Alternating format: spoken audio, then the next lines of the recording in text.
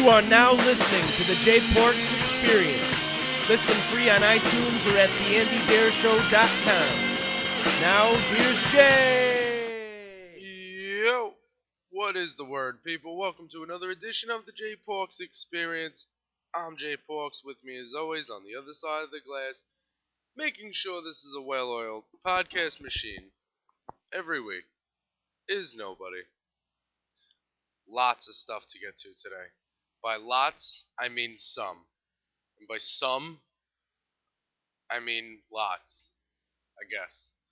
But first, let me get to the list of websites you need to go to help keep me in business. First of all, ConcertConfessions.com. That's for all your live music, news, and reviews. For fans, by fans. It's a slow start to the concert year for everyone around the country. Not a lot of things happening. But that's okay. Things will rebound. Things will happen. And me and a bunch of other people will be going to more shows sooner rather than later. And when you're at Concert Confessions, I need you to click the Amazon ads because you're going to buy stuff anyway, so you might as well help us out. I also need you to go to theandydareshow.com if you're not already over there. I need you to go over there, and I need you not to be selfish. I need you to listen to not only my show, all 20, now 21 episodes. I need you to listen to the Tyler Kale Show. I need you to listen to Smooth Operators with Tyler and Andy. I need you to listen to Andy's latest episode. I need you to do all that. And there's ads you need to click over there too. Because this internet thing is all about clicking stuff, and that's how people make money, maybe. So if we all want to evolve into the future, we'll stop going to stores, and we will start typing our addresses into more websites and buying things online from the comforts of our own home. You're going to buy it anyway, you might as well. Also, ChristinaRocks.com. Hang the DJ. She hosts The Time Warp on 89xradio.com, streaming worldwide every Sunday morning, 8 to 12. Getting shouted out on that show is becoming a weekly thing. As I wake up on Sundays, and I tweet at her, and she mentions me on the air, which is good. She said, don't play Pearl Jam or Daft Punk in front of me, which is cool. It's cool that America knows that now. Yeah, and I because I came in right after Pearl Jam came on, so it was perfect. It worked out good. Old school alternative every Sunday. Check her out. I mean, you know what you should do? You should wake up Sunday morning. You have a bagel. Put a little cream cheese on there. You know, a little butter. Whatever your deal is. You can have some coffee, some tea. Have a latte. Whatever you want to do. And then you turn on 89xradio.com. And you hear the sweet molasses that is Christina's radio voice. The rich molasses. Like in that commercial for the Lego movie when they're talking about Morgan Freeman's voice. Okay, and so ChristinaRocks.com. And AnnieQuiet.com, your source for equality. Last week when I was taping the podcast, I wrote something. It's Mastodon tour dates. That was a while ago. Since then, lots of other stuff has been going on Annie Quiet. It was Beatles week on Letterman, because we're celebrating the 50th anniversary of the Beatles. So we had Broken Bells covering the Beatles. We had Sting and Mike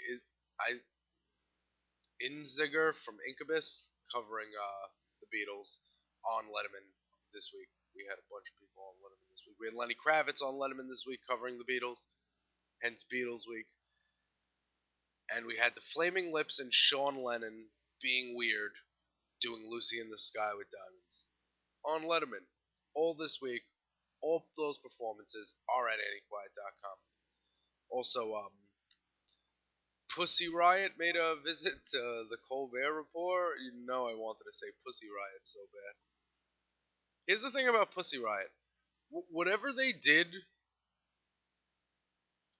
whatever laws that they broke, I mean, I'm sure they were held in prison unjustly, and I disagree with the legal system in whatever country they were held, or whatever the case may be. I believe in human rights, blah blah blah.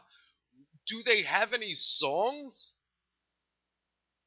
That's all I want to know. What do they play music? But whatever. I'm just saying. There's a lot of buzz about a band who I've never heard a fucking song from them. I don't get it. I just don't understand. I know I don't have rock radio. I don't even know if they're a rock band. I don't know what they do.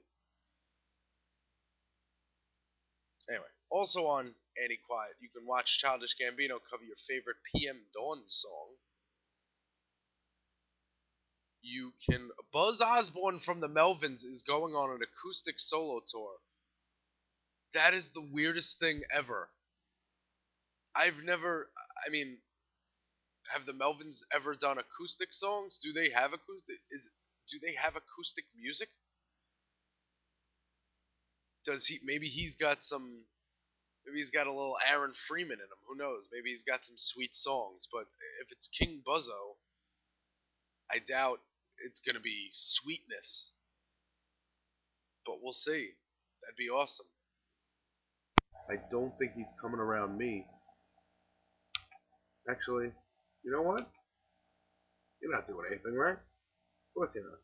So I will tell you where he's going.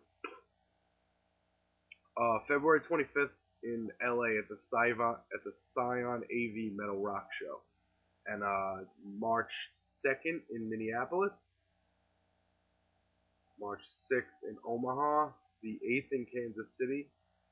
You got Norman, Oklahoma, Dallas, Texas, Austin, Texas, Little Rock, Arkansas, Memphis, Louisville, Indianapolis, Chicago, and Madison, Wisconsin. So there's that. If you live in any of those towns,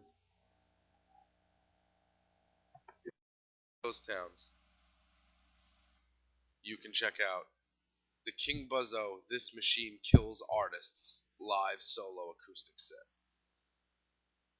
And there would be a special commemorative 10-inch record by that title, This Machine Kills Artists, will be released alongside the tour. Tickets for all the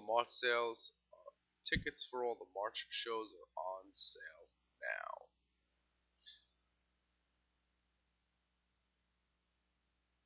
What else is going on Annie Quiet? Against Me's got tour dates. You can check those out. And they got a lyric video for Fuck My Life 666.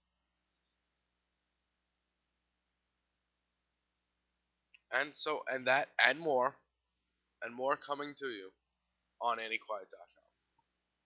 So, what is the word, people?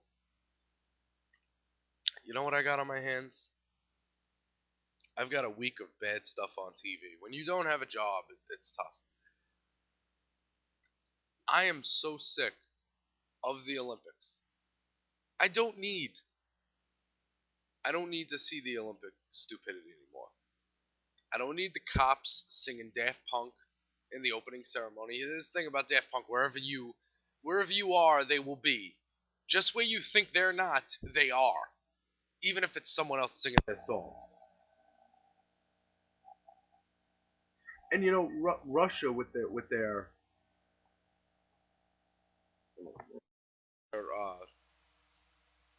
gay rights, they're anti-homosexual there.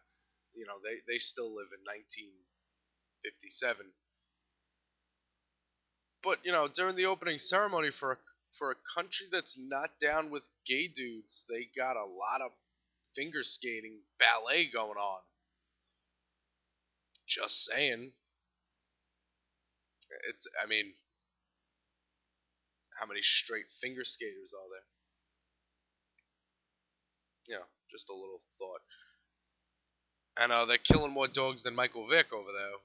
You know, the reason there's dogs around is because they needed to evacuate people from their homes in order to build a Olympic village, and the people couldn't take their dogs with them. Just let me know when hockey's on, And I'd rather discuss that Michael Sam coming out as a gay football player than curling. Have you seen this curling? Curling is you push like this round object down the ice, and the way you get it to keep moving is two people sweep in front of it, I guess smoothing out the ice. If I wanted to watch people sweep, I'd hire a maid or something. I mean, I don't get what this is, and half these events could be done indoors. Why does it matter with the Summer or Winter Olympics? Like, why can't they play basketball at the Winter Olympics? They're inside. Why can't they play hockey at the Summer Olympics and not interrupt the season? They're inside. They're not having Winter Classics. I don't get it. And NBC is really doing the tape delay thing. I know it's live on NBC Sports, but at night they're showing the Olympics. You really think that people who want to watch the Olympics are really waiting till that long to watch it? I was pissed about the Daft Punk thing before it came on TV. I think it was on TV. I don't know. I wasn't near a TV at that time. But Michael Sam comes out as the first gay football player. He plays for Missouri State, I want to say. He plays for a college team. He was the SEC Defensive Player of the Year. So he's a beast. He's a beast. It's a positive step for America. I'm interested to see how this goes down. See, the problem is not the problem. The problem for homophobes. The problem for homophobes is that he's good. He's not like Jason Collins in basketball, where he probably wouldn't have got signed anyway. Jason Collins, I don't think him being gay is the reason he's not signed by an NBA team. I just think he's a fringe player who's not that good. I mean, can the Knicks use a 7-footer? Yes. But we've got immature assholes like J.R. Smith who might say a thing or two that out of line when they're all coked up after a long night out with Rihanna. Just saying.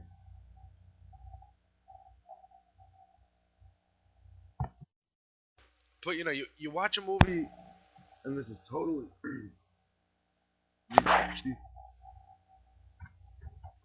these two things.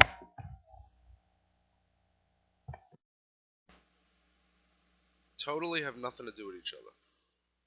But if you watch the movie 42, and you hear how Branch Rickey, the owner of the Brooklyn Dodgers, talks about in the movie portrayed by Harrison Ford, if you hear how he talks about, I don't care about black and white, people's money is green.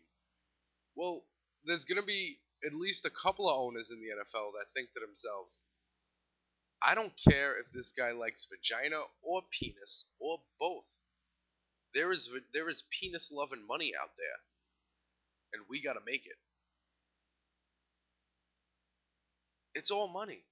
If I'm really thinking right now that this guy's going to get some endorsement and make tons of cash. And I got to be honest with you. I mean, just think about. I want you to take a second and think about your ass. Think about butt stuff. Do you like things in your ass? If you don't like things in your ass, then just imagine this guy puts things in his ass socially. You think he's gonna have a problem getting to your quarterback? You think he's not a beast? This whole idea that gay people are like fairies and stuff. This guy takes cock in his ass. Do you know how tough you have to be to take cock in your ass? I don't know how tough you have to be, because I am not even one shade of tough at all. I don't even like, I'm telling you, that's exit only for me. I got no interest in doing butt stuff with chicks. I don't see how girls can do butt stuff. That is an exit only facility in my mind. So I think it's awesome that we have a new element to the NFL. Let's see how this. And everybody always asks the same thing. Like, they always say, well, how they're going to take a shower. I have no idea how it works. I'm not a professional athlete. Ask a professional athlete how it works. So there's that. This guy, I don't know what the endorsement's going to be, but There's gonna be some, he's courage. Think about it. Nike's new slogan: courage. Just do it. Just admit it. It's gonna be something like that coming out of the closet. Just do it. Michael Sam, Nike. Like, you're gonna see it. I think America's ready to cash in on this.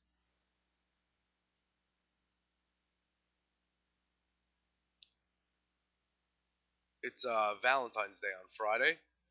I have gift ideas. That's coming later in the second half of the show. Something that, and I'm going to talk about the Beatles in a second, because the Beatles had it was the 50th anniversary since their Ed Sullivan appearance, and yet last night, Sunday night, on CBS, they had a Beatles tribute that the New York Times destroyed.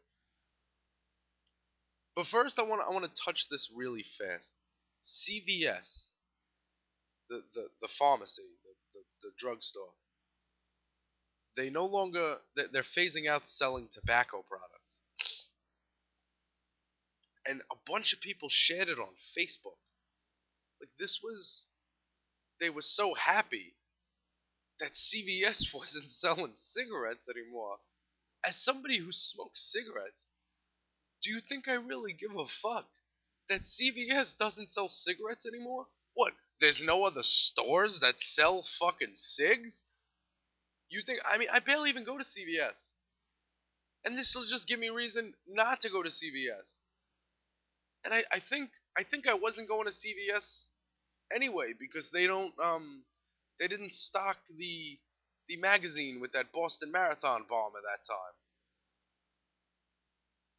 A couple of months ago. CVS stopped selling cigarettes, so they're the moral standard of society now. Even though you can go to aisle like 16 and still get booze and get drunk and get behind the wheel of your car and kill a family full of sober church-going children. You could still do that, because you can still buy beer and wine at CVS. So stop being fucking hypocrites. I mean, everybody is so, like, religiously against cigarettes, like. And I understand that some may find that it's not healthy, yada yada yada, but what I'm doing, to me, is my business. Just like with, like, Facebook statuses. Like, I hate when people put on Facebook and they try to make rules about I'm sick of reading statuses about how you hate your life, how you hate your this, how you hate your that. Like, dude, it's my Facebook. If I want to put pictures of food on my Facebook, on my Instagram, I'm gonna do that. That's me. It's mine. It's mine. And I'm gonna do what I want. You're not gonna make the rules. You don't. The only rules I gotta follow are on the terms and conditions. Speaking of Facebook, go check out your look back video. Mine was awesome. Walter White's is even better. There's one, Google search it. Walter White Facebook look back. There's one. It's awesome. It's really, really awesome. So CVS, when you stop selling alcohol, you'll impress me. I think that they're not selling tobacco anymore because they stopped getting some sort of deal on it and they had to charge more or something. Hypocritic fucks. Also, people are still mad. People are mad about that Coca-Cola singing the national anthem in multiple languages. People, get a life. You're not gonna stop drinking Coke because you guys hate Pepsi. Want to know how I know you hate Pepsi? Because the second most selling soda to Coke is Diet Coke. It's not Pepsi. You guys aren't. Nobody's gonna stop drinking Coke. Stop pretending you are. And even if you stop drinking Coke, there are still sodas that are Coke products that you're not gonna read the label to everything. You care that they're speaking other languages? This is America. Yeah, they also have. Coke has factories that used to be homes to little brown people in other countries, but they blew it up. The least Coke can do is acknowledge their roots. You don't think they got little ethnic kids putting Coke bottles together in other countries? They do. American made. people need to get lives, and not the people that are listening to this, obviously, because if you're listening to this, you're not an asshole. If you're listening to this, you're not an asshole, so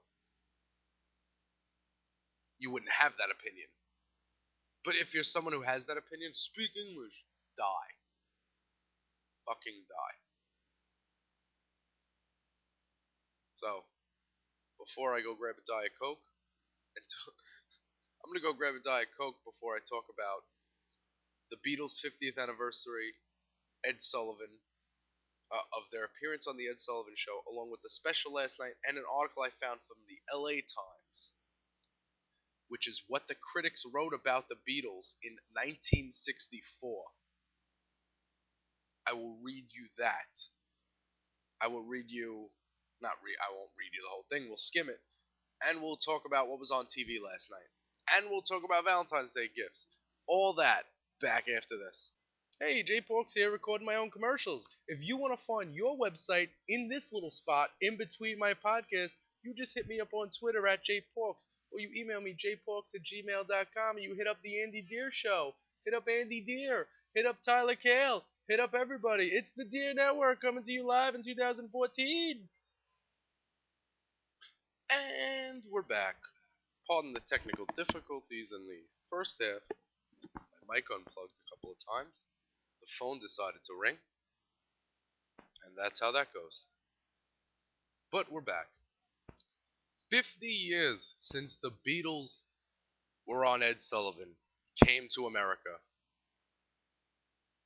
And I know you're all thinking, oh no, Jay is about to bash the Beatles.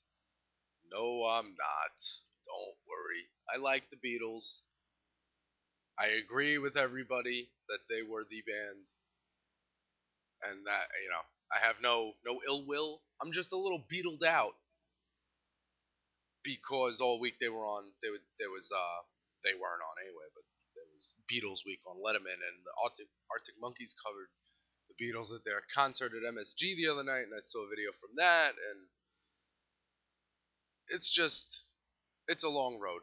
I wasn't really, a couple of years ago I got familiar with the Beatles when I was in college.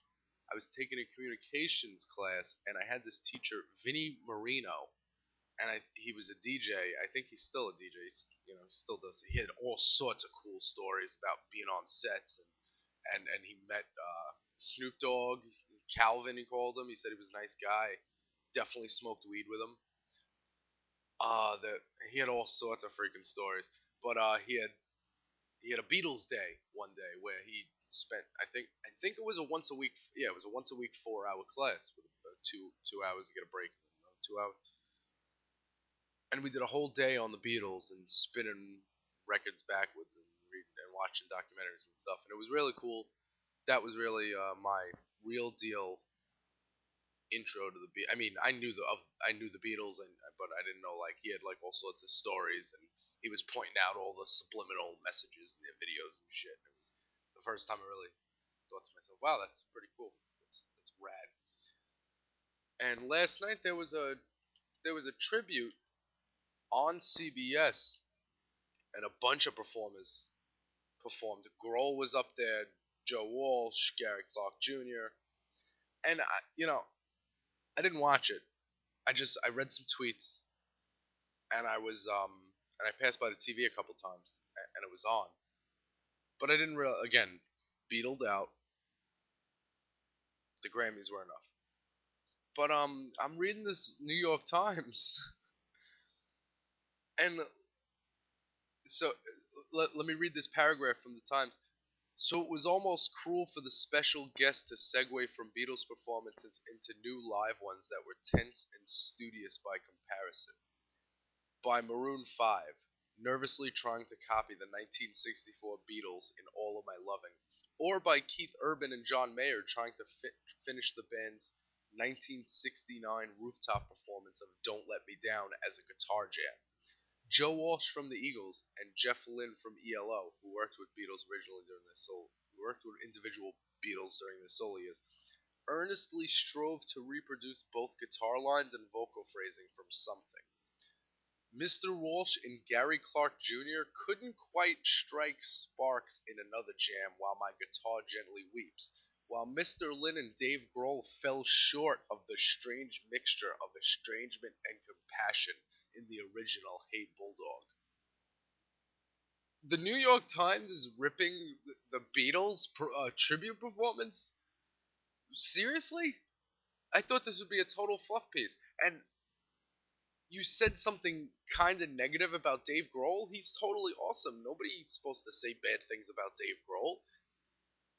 Isn't there a picture of Dave Grohl as Jesus on the internet somewhere? Nothing Dave Grohl does is wrong. How can anybody critique him, especially the New York Times arts section? Who wrote this? I hope I could pronounce his name. Doesn't even say. See, oh, it's by John Perellis. I was gonna say the New York Times is so cool they don't even need to write the author. I once had a journalism class, and this is why I dropped out of school. I had a journalism class, and the teacher made us buy the New York Times. And it wasn't, you couldn't buy it on the way to school. You needed to get the day before. So if I had class on a Tuesday, I needed Monday's Times because I needed to read it, and we'd be quizzed on it. And he told us you needed to understand. You needed to read the New York Times and understand the New York Times. First of all, I don't have $5 every day to get the New York Times. The New York Times is an expensive fucking newspaper that I can barely understand. It might as well be written in fucking Chinese. I'll admit that I'm not a smart guy. I like to read the New York Post because I feel smart because their writers are stupid. The New York Times, I need to read it with a dictionary, so I'm looking up words. It's annoying to me. And I don't like how it's folded. I can't fold the newspaper like that. It's mad annoying. Lift it up, fold it in half, yada yada yada. My father spent like 3 hours one day trying to show me how to do it. I couldn't do it. The New York Times. So he said, if I want to be a real journalist, I need to understand things like the Times. So I guess I don't want to be a real journalist. I guess I don't want to be. Because that paragraph I just read might have been complimenting this. I don't know. It sounded like they weren't too happy with it. The night that changed America. 74 million people tuned in to that Beatles broadcast on Ed Sullivan Theater? On the Ed Sullivan Show? More than 60% of American television audience. Unreal. Again, Beatled out. And Paul and Ringo came up. And here's the thing. I'm glad I remembered this. There's a lot of Ringo Starr bashing going on around the web. It's like cool to bash Ringo Starr. Now, I'm not sitting here saying that Ringo Starr is the savior of the universe. I'm not saying that at all. But I mean, I don't think Ringo Starr is providing the world with anything bad. See, Paul McCartney and Wings Paul McCartney outside of the Beatles and outside of his Pat Smear, Dave Grohl, Chris Novoselic thing. Paul McCartney makes bad music solo and with Wings. Ringo Starr has a handful of songs that I can really put on my iPod. Photograph's a good song. 16, even though it's kind of pedophilic, if that's a word. He covers the No-No song. He's got a little help from my friends, right? Or Yellow Submarine or something. I don't know. He wrote some songs, and that song "Never Without You." Look it up on YouTube. It's a tribute to George Harrison. It's Ringo Starr and Eric Clapton. Maybe Eric Clapton wrote it. It's a good song. I saw Ringo Starr's All-Star Band a couple of years ago at PNC Bank Arts Center. I bought a Ringo Starr T-shirt. It was like my 4th concert ever. It ended at like 10 o'clock. So weird. Rick Derringer was there. Colin Hay was there. Gary Wright was there. Hamish Stewart was there. It was cool. Like I don't get like why everybody hates Ringo Starr. If you, I mean, he's cooler than Paul McCartney. At least he's not, he's not even around. He doesn't do anything. He goes on one tour with a bunch of musicians every year, Ringo Starr's All-Star Band, and all he does is sit there in the back and play drums, and he doesn't really play drums. They got another drummer with them. He barely plays drums. He barely does anything. He just brings musicians on tour for you at cheap costs.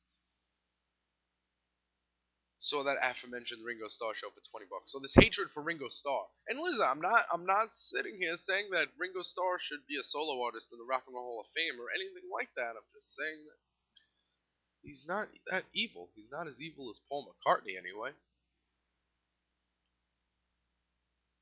And what? There wasn't any mention of Yoko? People ran out of their Yoko Ono jokes Grammy night. But I had another teacher. I've had several famous teachers. Brian Cogan. He wrote a book called The Encyclopedia of Punk. He's written several books, but that's one of them. You can look him up. And I had him a couple of times in college, and I'm gonna get him I'm gonna try to hunt him down and get him on the podcast. But I saw he shared yesterday an article from the L.A. Times, an op-ed piece. It's what the critics wrote about the Beatles in 1964, and it's very interesting. It's not what you think. I hate pop-up ads. I hate the Wi-Fi going out of my house. No, but the LA Times. I'm pretty sure if he shared this, it's real. I read the comments. Nobody called it fake. It's been shared. It's been liked 879 times on Facebook. But let's read commentary from September 13th, 1964. This is William F. Buckley Jr. of the Boston Globe. He writes, an estimate of an estimable an esteemable critic for writing for National Review, after seeing Priestley writhe his way through one of Ed Sullivan's shows, suggested that future entertainers would have to wrestle with the live octopuses in order to entertain a mass American audience. The Beatles don't in fact do this, but how one wishes they did, and how one wishes the octopus would win. The Beatles are not merely awful. I would consider it sacrilegious to say anything less than that they are god-awful. They are so unbelievably horrible, so appalling, unmusical, so dogmatically insensitive to the magic of the art that they qualify as crowned heads of anti-music, even as the imposter popes went down in history as anti-popes. Wow. Dude, I don't even think I hate Pearl Jam that much. I do, but really? A band that ended up being like the greatest band ever. But wait, there's more. From Newsweek, February 24th, 1964. Visually, they are a nightmare. Tight, dandified Edwardian beatnik suits and great putting bowls of hair. Musically, they are a near disaster, guitars and drums slamming out of a merciless beat that does away with secondary rhythms, harmony, and melody.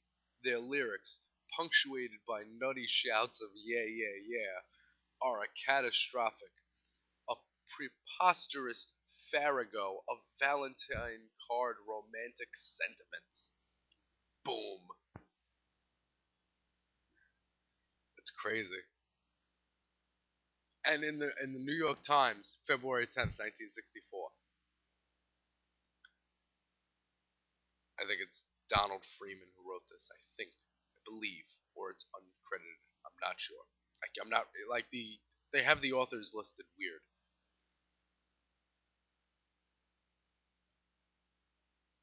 Right. So February 10th. The Beatles' vocal quality can be described as hoarsely incoherent, with the minimal enunciation necessary to communicate with the schematic texts. Two theories were offered in at least one household to explain the Beatles' popularity. The specialist said, well, We haven't had an idol for a few years. The Beatles are different, and we have to get rid of our excess energy somehow. The other theory is that the longer parents object. The other theory is that the longer parents object with such high dungeon, the longer children will sequel so hysterically.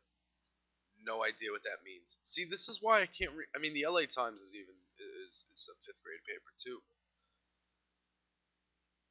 I'm not that smart, guys. It's listen. I'm sharing this information with you. It's a secret, and it's on my OkCupid profile. The most private thing I'm willing to share is that I'm stupid, and that's okay because that makes everything I do amazing.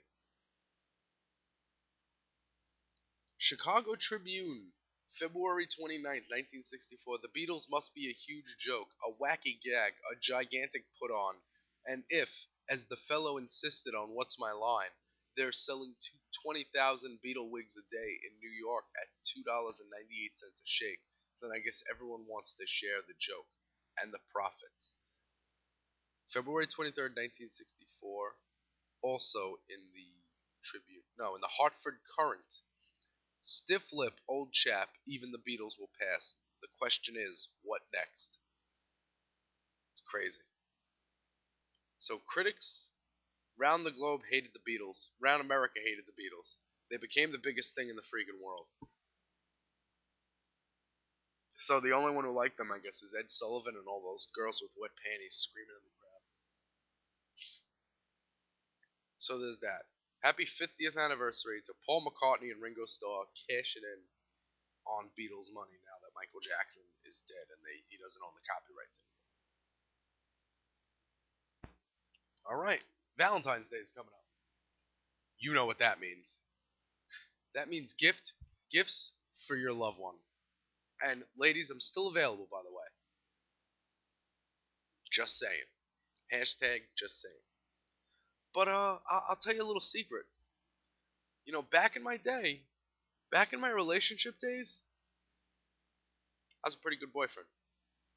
Pretty good. You got to be creative. Unless you're in a relationship that is 100% going for marriage, you can't go big on Valentine's Day. It's too much of a risk. You're gonna scare her off, or you're gonna commit to something you're not ready to commit to. So stay away. Stay away from things that are huge. You gotta go like cute. Like for instance, a dude like me. You can get me concert tickets if there was something playing right now. Also, you can get like a poster as a giant Valentine's Day card. And note to bands, that's a good idea.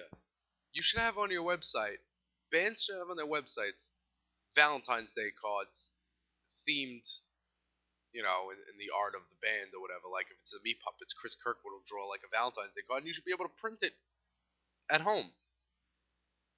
It's 2014. I can't believe no band that I've come across has thought of that. That's crazy. I think that's an awesome idea. Show posters as Valentine's Day cards. Or like, funny t-shirts. Yeah. So if anyone wants to buy me a t-shirt, I'm a medium. Yes, I know. I'm the same size as an 11-year-old boy, and I think that that's amazing. Go sentimental. This is my advice to you. This is Jay Pork's advice to you. Get her something that she mentioned that when she thought you weren't listening. Needs to be thoughtful. Something out of the blue. She might have mentioned it in passing when she probably thought you were just being a regular dude and not paying attention to her. Find a place with a nice view. And, don't be so serious about it, because if your seriousness leads to rejection. Whereas jokes can always be, aww, and it could be like, great. Or the worst part is it can just be funny. but the point is, it will be thoughtful. Show you love it, guys. And listen, it's on a Friday. So I say you go out to dinner at your favorite Italian restaurant. Tell them to hire me. Tell them to hire Jay Porks as their waiter.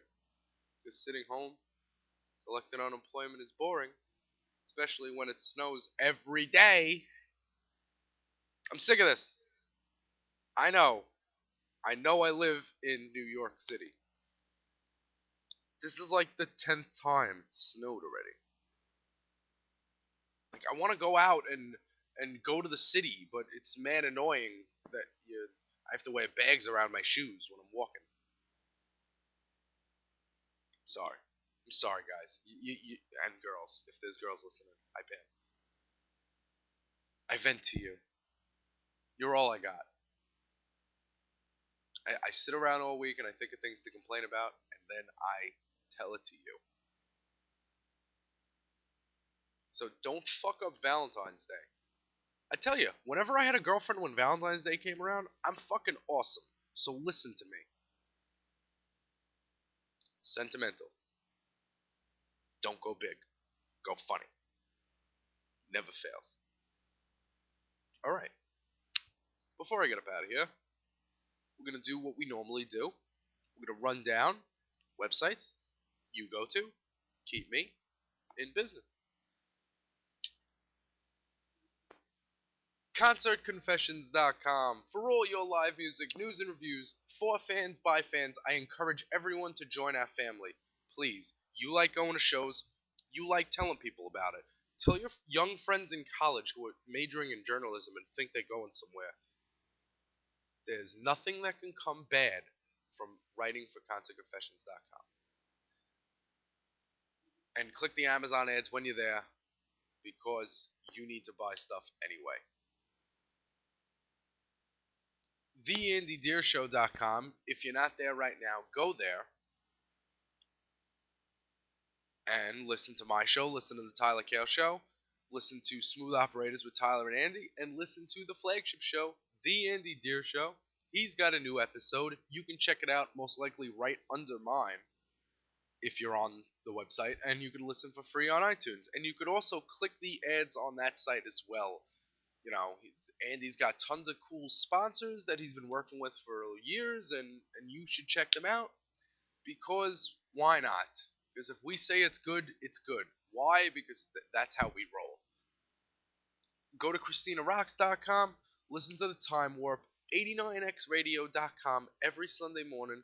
Listen for the shout out for me, and if you tweet at me at JPorks when she shouts me out, if she shouts me out, I will send you a free jporks.com t-shirt. It says your favorite band sucks on the front. It says jporks.com on the back. I will send that to you because I love you. And because I doubt any of you will actually fulfill this. But you can follow me on Twitter at jporks. You can hear me complain about things. You could watch me complain about things you really don't care about. Say stupid things. Retweet stupid things.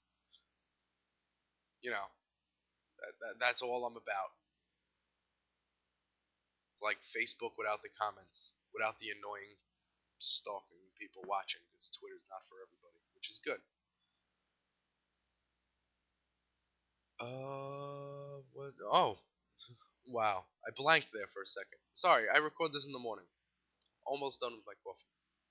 AndyQuiet.com, your source for quality. There are so many stories going up on AndyQuiet every day that it's tough for me to even keep up. I can't sit here and read them all to you. I mentioned a lot at the top. I don't know if I mentioned Miley Cyrus covering Arctic Monkeys, Why You Only Call Me When You're High. I'm not going to lie. It's pretty good. And that's it. That's all I'll say about that. It's not a bad song. It's not a bad cover. It's a better Arctic Monkeys song, but it's not. And it just shows how amazing that album is and how far it stretches. So AndyQuiet.com, your source for quality. Look out for, follow them on Twitter at AndyQuiet. Get them on Facebook, AndyQuiet, like them, all that stuff. Sharing is caring unless it's an STD. Alright? Oh wait, you had something you wanted to add? Oh wait, no, you don't. You don't. That's it, folks. Whiskey, weed, Warren Zevon. Wait. This has been the J Porks Experience. Thank you so much for listening.